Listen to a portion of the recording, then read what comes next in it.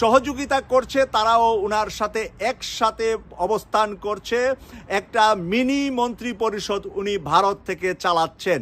আর বাংলাদেশের এই মুহূর্তে খুন খারাপি রাহাজানি অত্যাচার মানুষের উপর জুলুম করার জন্য ওখানে বসে বসে পুলিশের ডিবি হারুন, পুলিশের আইজি, র্যাবের প্রধান এবং বিডিআরের প্রধান এবং নৌবাহিনী, সেনাবাহিনী, বিমান বাহিনীকে ওখান থেকে উনি কমান্ড করছেন।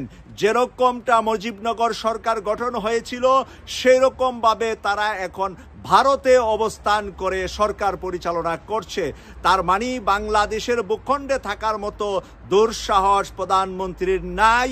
প্রধানমন্ত্রীর মৃত্যুর ভয়ে দেশ থেকে পালিয়ে ভারতে অবস্থান করছেন। তাই আমরা আজকে সকালের লাইভ টক শোতেও বলেছিলাম যে বাংলাদেশের সেনাবাহিনীর কোনো ব্যাংকারে, কোনো নিরাপদ স্থানে, ভারতের কোনো বর্ডার এলাকায় উনি অবস্থান করছেন। উনি ব্যাংকারের ভিতরে আছেন, আন্ডারগ্রাউন্ডে আছেন, মাটির নিচে আছেন।